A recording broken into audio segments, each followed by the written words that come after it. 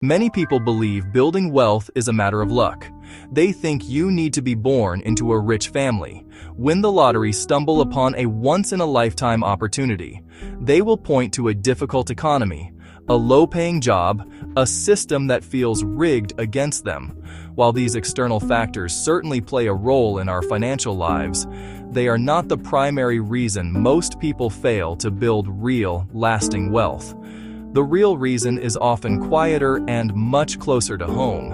It is found in the small daily habits and the deep-seated beliefs we hold about money.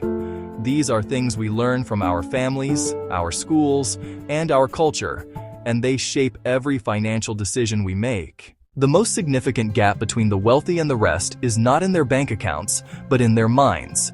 It is how they perceive the purpose of money. For the vast majority of people, money is seen as something to be spent. A new car, a bigger house, the latest smartphone, a fancy vacation. This perspective turns money into a fleeting resource, something that comes in and quickly goes out. It leaves little behind to show for it. In stark contrast, the wealthy view money primarily as a tool.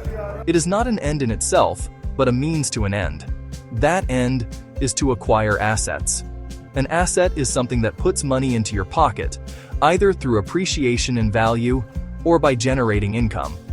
This shift, from spender to owner, is the engine of wealth creation. Our modern education system is a marvel of efficiency.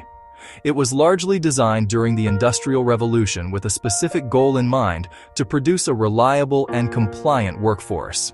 Students facing forward while one student looks out the window at a factory. Schools teach us valuable skills like reading, writing, arithmetic, to be punctual, to follow instructions, to work well within a structured environment. They prepare us exceptionally well to become good employees. However, they do very little to prepare us to become good owners or wealth builders. The very skills and mindsets required to build wealth, such as risk-taking, independent thinking, financial literacy, are often discouraged or ignored entirely within the traditional classroom setting. Think about the structure of school. Students are given a clear path to follow. Attend class, do the homework, study for the test, and get a good grade. This system rewards conformity and penalizes failure. Building wealth, however, often requires venturing off the beaten path. Furthermore, personal finance is a subject that is conspicuously absent from most school curricula. We are taught how to earn an income, but not what to do with that income once we have it. Delayed gratification is the ability to resist the temptation of an immediate reward in order to receive a more substantial reward later. It is one of the most powerful and predictive habits for long-term success, yet it is also one of the most difficult to practice in our modern world. It is the simple choice to say no to something good now, so you can say yes to something great in the future. For example, it is choosing to pack your lunch every day instead of buying it, freeing up hundreds of dollars per month to invest. Instead, you are putting that dollar to work in the hope that it will grow into many more dollars over time. This is a difficult choice because our brains are wired for instant rewards. Practicing delayed gratification is a skill that can be developed like a muscle. One simple technique is to implement a waiting period for non-essential purchases. Another powerful method is automation. Set up automatic transfers from your checking account to your savings and to your investment accounts on payday. Lifestyle inflation is the tendency to increase your spending as your income grows. When you get a raise, a bonus, a higher-paying job, the natural inclination is to upgrade your lifestyle. You move to a bigger apartment, buy a more expensive car, eat at nicer restaurants, take more lavish vacations. But the cumulative effect is expenses rising in lockstep with income. You are not actually getting any wealthier. You are just living a more expensive life with the same level of financial stress. A doctor earning $300,000 a year, a teacher earning $60,000 a year, can be just as broke. Their high-cost lifestyle becomes a golden cage. A job loss, a pay cut, an unexpected medical emergency can quickly lead to a financial crisis with no savings. Break the link between your income and your spending. When their income increases, they do not immediately upgrade their lifestyle. Use simple, predefined rules. The 50-50 rule. Give new income a job before it arrives. In our society, there is a profound confusion between the appearance of wealth and the reality of wealth. Looking rich is about consumption. It is visible. It involves expensive cars, designer clothes, luxury watches, sprawling houses. It is about signaling status to the outside world. Being rich, however, is about ownership and security. It is largely invisible.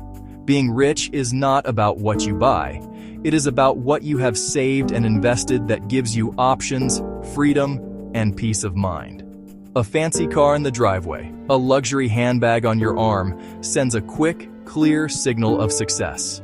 Even if that car is financed with a crippling loan and the handbag was bought on a credit card. This game of status signaling is a game you cannot win, as there will always be someone with a bigger house or a better vacation. This kind of wealth is quiet. It does not scream for attention. It whispers, "You are safe." When you begin to value that quiet whisper more than the loud roar of public applause, you are on the right path. Transitioning from the 95% to the 5% is less about drastic actions and more about subtle, profound shifts in thinking. The first shift, start thinking like an owner, not a consumer. Before every purchase, ask, is this an asset or a liability? Choose assets over liabilities to build a financial future instead of funding a present lifestyle. Second shift, embrace financial education as a lifelong pursuit. They read books, they listen to podcasts, they study market trends. Start small. Read one reputable financial article a week or one good money book a quarter. Third shift, trade social approval for personal freedom. Define wealth on your terms. Time, options, security. Finally, shift your view of time. Stop thinking in weeks, months, start thinking in years, decades. Ignore day-to-day market noise. Focus on consistent, disciplined saving and investing. Mindset shifts are the foundation, but daily habits are the bricks that build the house of wealth. You don't need a complex plan or a windfall to start building your financial future. Habit 1. Track your money. For 1 week, write down every dollar you spend. Habit 2. Automate your savings. That's paying yourself first. Start small, even 1% of income. Habit 3. Implement a purchase delay rule. Do I really need this? Could this money be better used for long-term goals? Will this still bring me joy in a month? Finally, cultivate a habit of learning. Dedicate 15 minutes a day or 1 hour a week to financial education. This habit demystifies finance and empowers you to take control of your money with intelligence and purpose. We have explored the core reasons why most people never achieve financial independence. It is not primarily due to bad luck. It is not primarily due to a poor economy. It is not primarily due to a lack of opportunity. The single biggest obstacle lies in learned habits and a mindset that prioritizes immediate consumption over long-term ownership. The education system prepares us to be employees, not owners. The culture around us encourages us to look rich rather than to actually be rich. Lifestyle inflation is a silent killer. Instant gratification is another. The power to change your financial future is entirely within your control. The wealthy are not a different species. They see money as a tool for building freedom. The journey does not require a sudden leap.